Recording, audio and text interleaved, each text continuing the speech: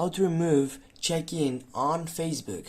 Firstly, what you need to take off on your selection, you need to go on your profile selection right here, and then you need simply to scroll down and go by edit public details.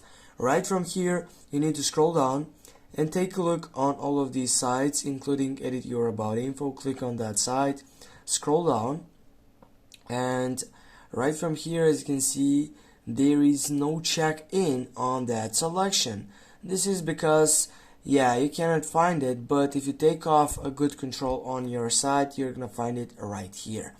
When you take off, just go see all, and right from now, if you want to simply delete that check-in selection, what is the key from here? If you tap and hold on that site, as you can see, it couldn't be changed.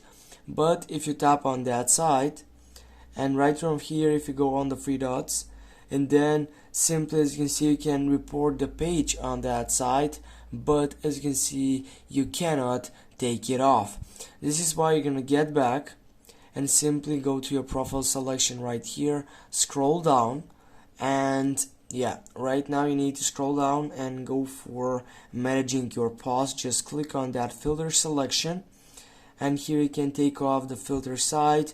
If you go on the settings bar right here, from here, guys, you can simply take over that selection by typing on filters and taking on the selection, which is on the date of that selection site. From here, you can go by all posts. Then you can simply go you, and you're gonna go tagged posts.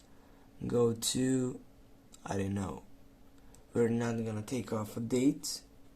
Just go done, and right from here, as you can see, there is no site selection, but if here comes up that checking site, simply you're gonna tap on it, and then simply you're gonna select it, and then tap on that trust selection, which is right down, and from there you can simplify, take off, and remove that check-in.